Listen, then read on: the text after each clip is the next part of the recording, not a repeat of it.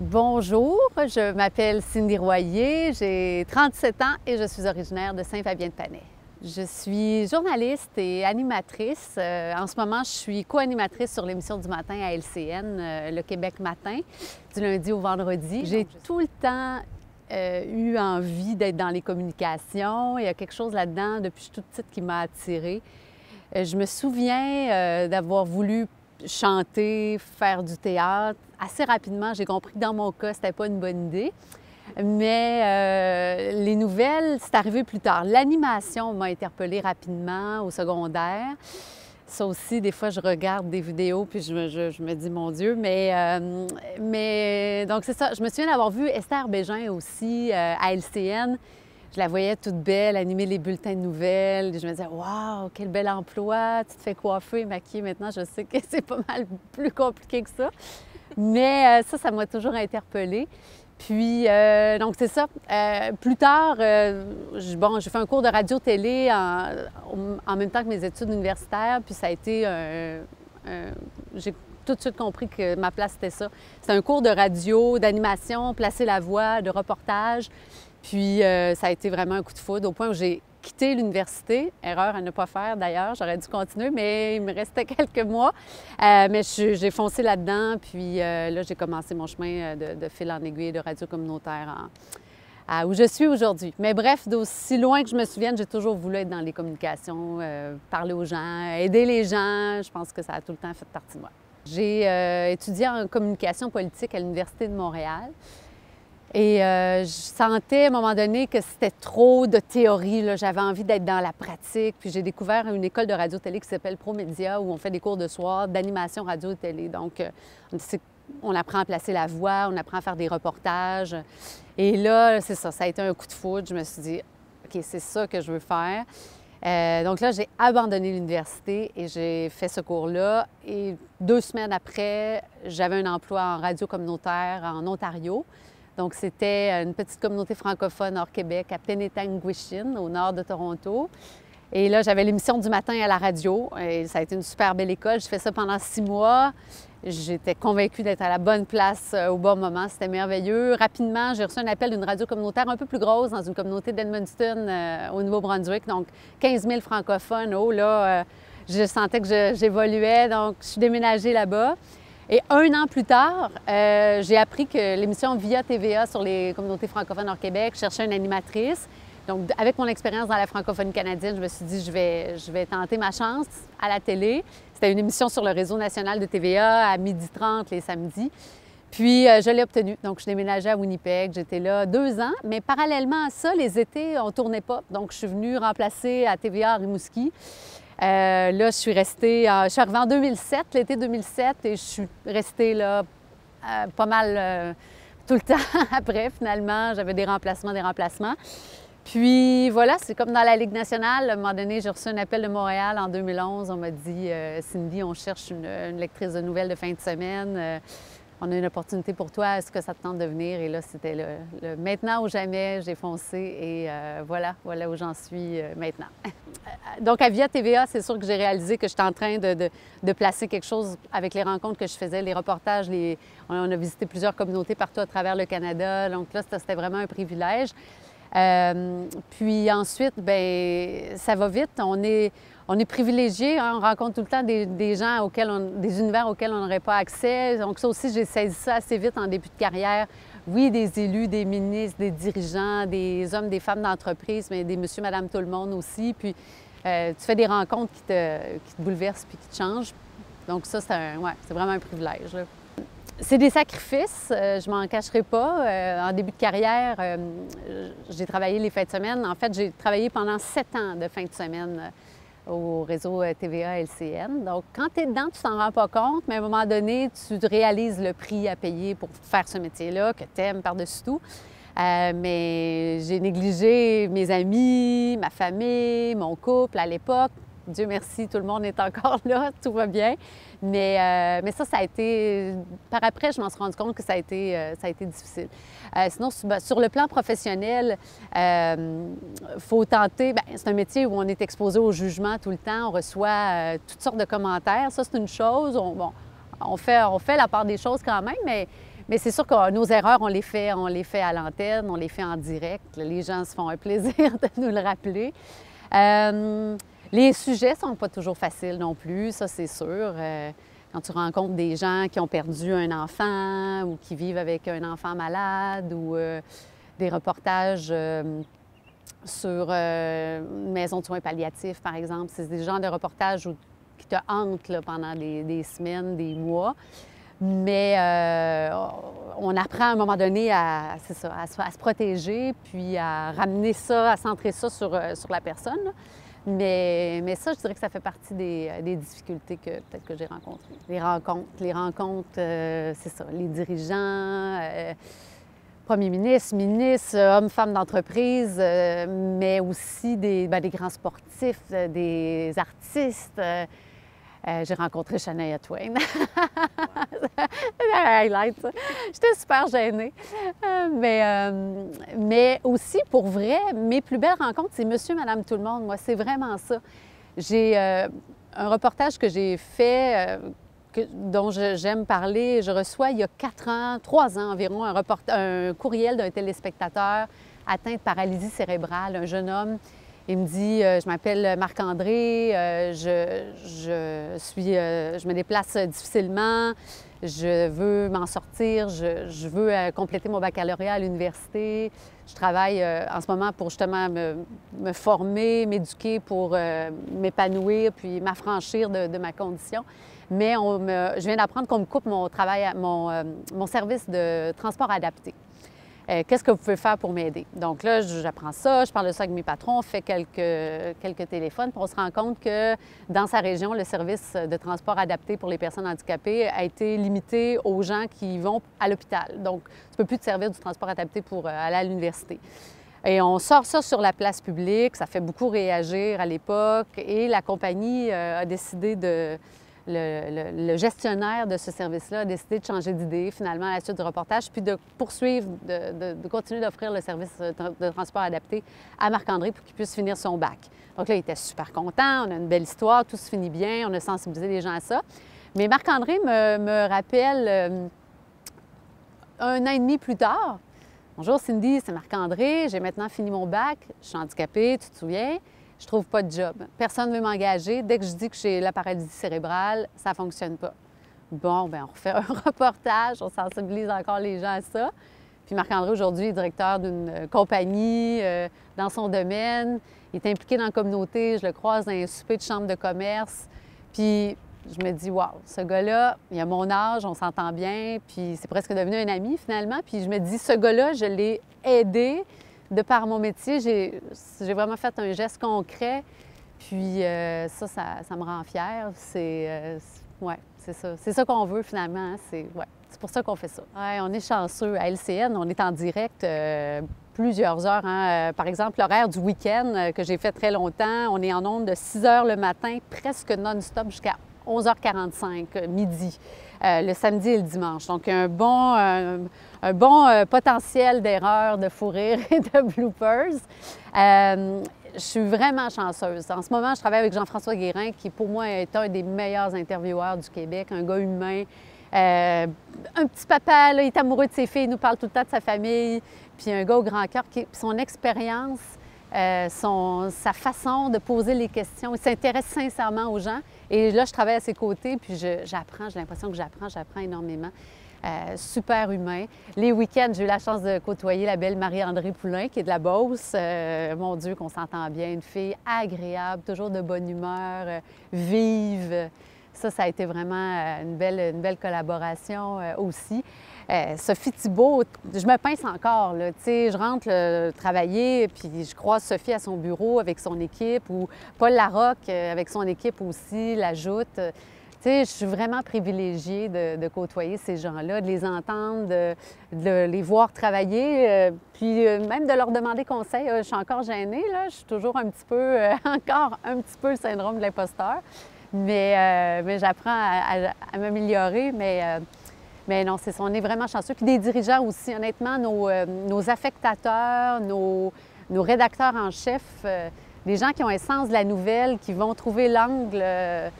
c'est les meilleures têtes de nouvelles au Québec, là. Donc, tu sais, de travailler avec ces gens-là au quotidien, c'est vraiment, vraiment un honneur, vraiment. Je sens qu'il y a un petit moment bloopers qui s'en vient. Coucou! Et voilà! Mais j'ai une bonne raison. J'étais en ligne avec Environnement Canada parce que... Il s'est fait raccrocher la ligne au nez. J'ai dit, je m'excuse, puis là, j'ai raccroché. Alors, M. Thibodeau, j'ai raccroché parce qu'il fallait que je vienne parler aux téléspectateurs avec vous, chers collègues. Tu pourras nous donner les détails. Les détails, mais c'est surtout que je m'interroge pour l'Halloween parce que, tu sais, aujourd'hui, on parle beaucoup de précipitations parce qu'il y en a de toutes sortes un peu partout à travers le Québec. Mais c'est que mercredi, c'est l'Halloween ici. Bon, vous avez des petits avec... Mais c'est radieux à l'extérieur. Oui. C'est la bonne nouvelle. C'est la bonne nouvelle. On a du soleil. Les vents restent toutefois bien présents au centre et à l'est du Québec. On a des rafales là, qui pourraient atteindre les 90 km à l'heure. Thierry était bruyant, hein? C'est ça qui te fait rire. J'avais l'impression que tu développais un cadeau. Alors, Gaspé, Percé, les îles de la Madeleine et Coujouac, avertissement de blizzard. Et ce n'est pas terminé en ce qui a trait aux avertissements parce qu'on a un bulletin météorologique spécial qui a été émis pour qui? Pour le sud, le centre et l'ouest du Québec. Je viens d'obtenir une promotion, dans le fond. Je suis passée de l'émission du matin, la fin de semaine, à l'émission du matin en semaine. Donc, pour moi, ça, c'est arrivé une belle grosse surprise il y a 2 semaines. On vient de commencer ça. Donc là, je suis aux anges. Comme je disais, je travaille avec Jean-François Guérin. On a Mario Dumont qui vient faire un tour, sa chronique, Richard Martineau, notre belle Steph à la météo. Donc ça, c'est... Puis encore là, des têtes de nouvelles, là, des gens... Des chefs de pupitre, puis des rédacteurs là, qui ont un sens de la nouvelle, une belle plume. On a des belles rencontres d'équipe avant de commencer. Ça, je me sens vraiment privilégiée d'être avec eux. Donc, pour l'instant, ça, là, s'ils pouvaient m'oublier là un bon bout de temps, là, ce serait merveilleux.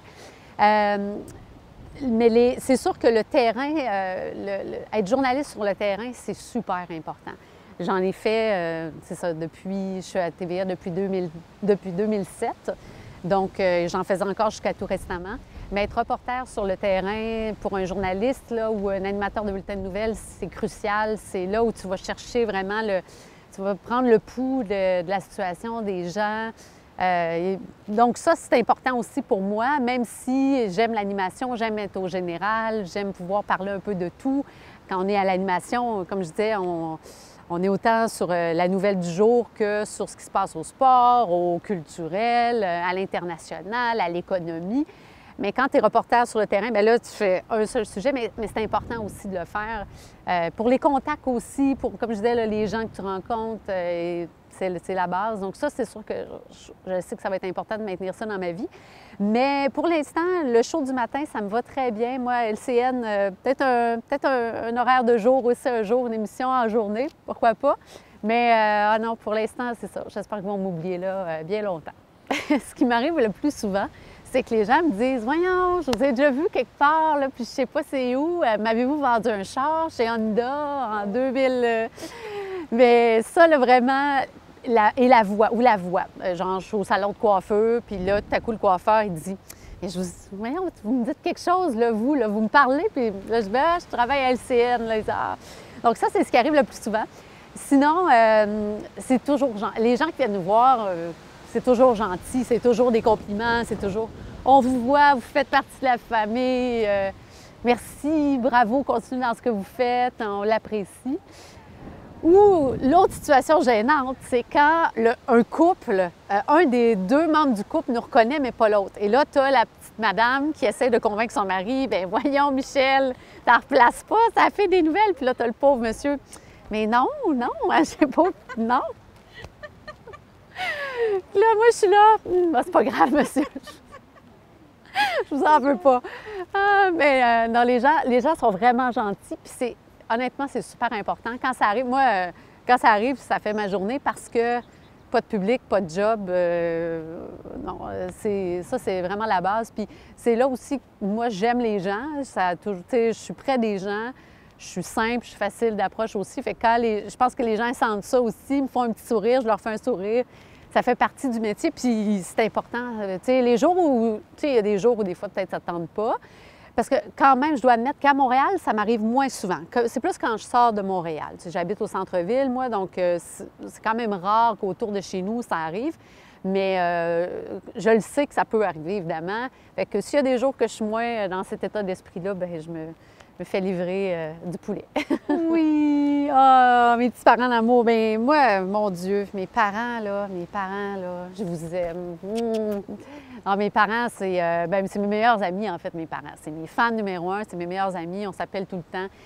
Puis, dès l'adolescence, où il fallait faire les choix de carrière, où j'avais envie d'aller dans les médias ou les communications, mes parents, ils m'ont toujours encouragée, ils ont toujours dit « Cindy, on croit en toi, on connaît rien là-dedans, mais toi, là, on le sait que tu vas y aller, là, puis tu vas réussir, on a confiance. » Ils m'ont toujours dit de foncer. Ma mère, elle ne savait pas à l'époque, mais c'est une féministe finie, ma mère. Elle m'a toujours dit « C'est pas parce que tu es une femme que tu peux pas faire ça, ça, ça. Puis oui, tu es une femme, mais mets ton pied à terre, puis pour les salaires. » Puis elle était hyper avant-gardiste là-dessus, là. Puis, ah oui, ils m'ont toujours appuyée. Je ne serais pas là si c'était pas d'eux. Ils m'ont écoutée pendant des heures. Dans des périodes où il fallait que je fasse des petits choix de carrière, des petits moves un peu délicats, ils m'écoutaient, puis ils me conseillaient du mieux qu'ils pouvaient. Puis, ils ont toujours été super compréhensifs aussi parce que, tu sais, comme je disais, j'ai manqué énormément d'événements de famille, de parties, de rassemblements pour cette job-là. Puis, ils m'ont toujours appuyé. Ils m'écoutaient quand je faisais de la radio communautaire. Ils m'écoutaient pendant des heures.